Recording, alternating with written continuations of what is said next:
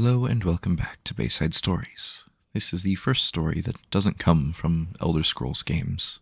It is a story from League of Legends. However, League does not have in-game books to read, so I have come up with a different way to illustrate the story so you can read along with me. Hopefully it works out. It's technically two stories, the first one being a biography and the second being, let's say, an eyewitness's account of the story. It also happens to be a little bit more of a scary story, so it's a bit less of a bedtime story, unless you're into scary things at night. It's my favorite story from all of Runeterra, and I hope to share it with you. It is definitely a spooky one, if you truly think about the implications of such a thing in our world. Thanks for listening. I hope you have a wonderful day, night, or evening. Enjoy. Fiddlesticks, the Ancient Fear.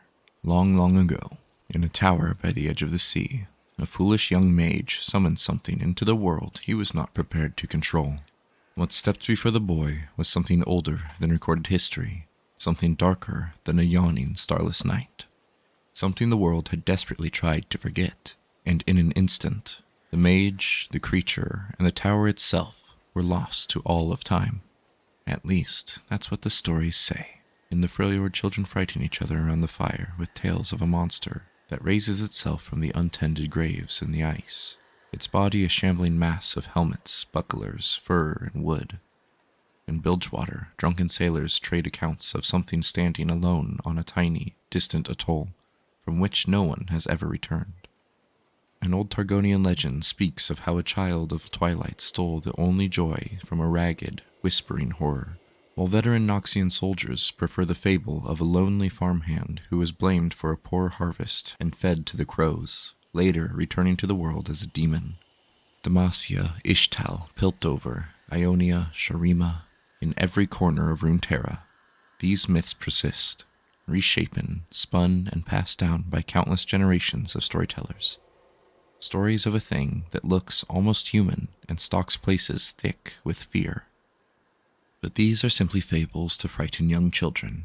No one would ever be afraid of a silly old monster called Fiddlesticks. Until now. Something has awoken in the Demacian hinterlands, drawn by the climate of rising fear and paranoia. Rural protectorates separated from the capital by hundreds of miles of farmland are emptying in mere days. Travelers vanish from the old footpaths, guard patrols fail to report back from the edge of the kingdom, and wild-eyed survivors claw at their faces from the safety of the roadside taverns, wailing of crows that aren't crows, sounds that aren't sounds, and lopsided horrors in the shape of scarecrows that croak in the stolen voices of the dead. Most blame rogue mages. Such accusations are common in these days of rebellion. Yet, the truth is far worse. Something has returned, just as it had in the fictitious tale of the young mage in a seaside tower. An evil gone from the world for numerous centuries, long enough that the warnings of the nascent humanity passed into rumor, then myth, then legend, until all that remained were simple fables. An entity so utterly alien that it defies almost all contemporary knowledge of magic, so impossibly ancient that it has always been, so universally feared that even animals grow nervous when someone speaks its name.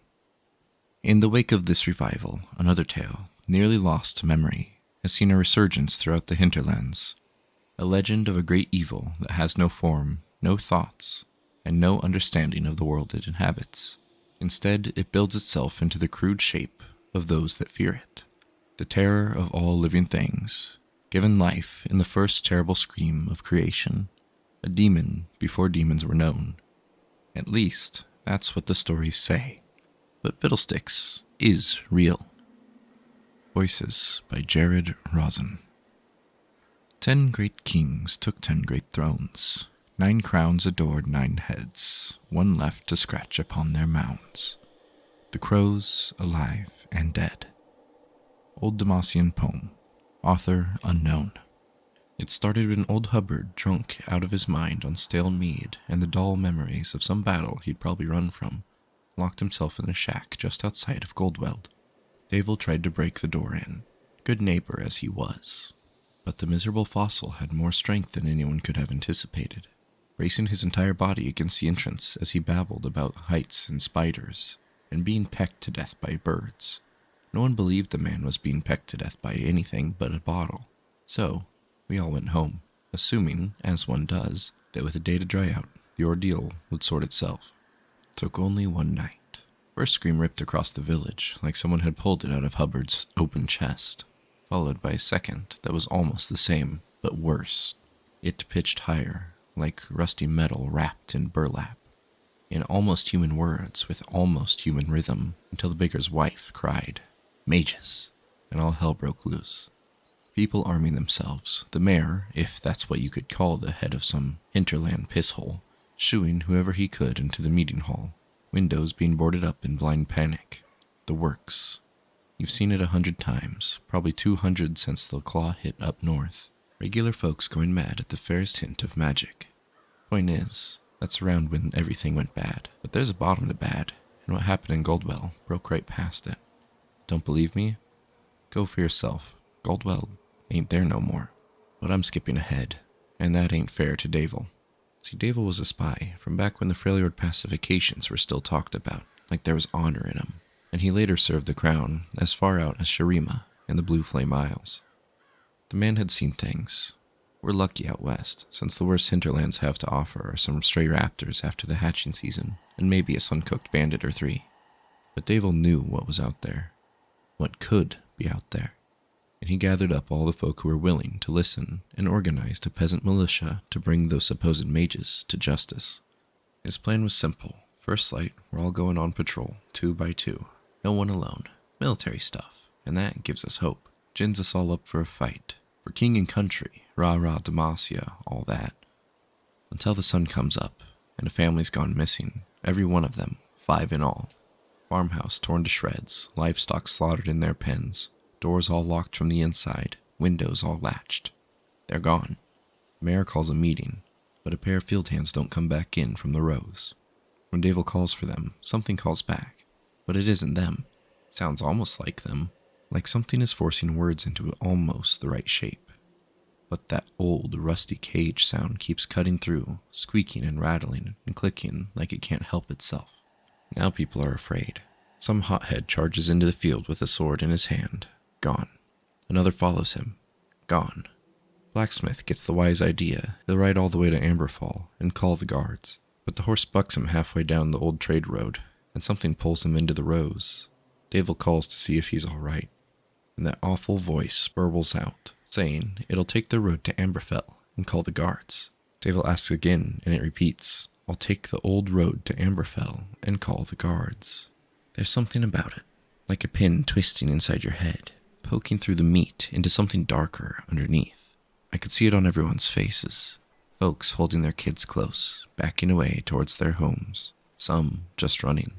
That voice could cut away all the parts of a person and leave them naked and afraid, shivering in the middle of a blistering afternoon, like it was pulling something out of you, something it wanted. A little girl says she saw someone standing above the field out where we kept the scarecrow. It's such an odd thing to notice, and there's so much going on that we pay her no mind, but we should have. Night comes and half the houses in town are boarded shut. You can hear folks inside whispering, muttering, giggling like maniacs. But about, I'm not sure. Snakes, lightning, the dark, walls closing in, knives, the sea. They're laughing and they're screaming, and it sounds like everyone has gone insane. Like they're trapped inside a room with a part of themselves they don't want to face. It sounds like we're all stuck in a nightmare. Then the lights start going out, one after the other in all the boarded up houses. The lamps flicker and die, and the voices melt away, each suddenly silenced, all save for one. Something croaking behind the old smithy, muttering to itself about snakes, about lightning, muttering about the dark. Davil, the poor fool, takes the militia and goes in, and I'm there with him. I have my blade, I have my lantern, but the rows are deep, and the lights cast shadows everywhere you look. I don't know exactly what happened. I saw a face, maybe. Something looked back at me just ahead of Davil, but it was like he saw right past it, like that face was just there for me, all lopsided, twisted sackcloth and rusted teeth. and behind it, something huge, splayed out on thin legs, but alive with hundreds of black birds rattling inside an old cage we'd thrown into the woods last year. And eyes, so many eyes. There's no one left in Goldweld now. If no one came after me, I'm the only one left. Hearing those screams fade behind me as crimson light poured out from between the corn stalks, that sickly crunch, and the bellowing, tortured squeals of hogs and horses, and the crows, hundreds of them, thousands. But crows they aren't. Can't you see? They're smoke and fire. They're not real. They can't be real. They follow that voice. The deep, rumbling voice beneath it all. Don't you see? Don't you?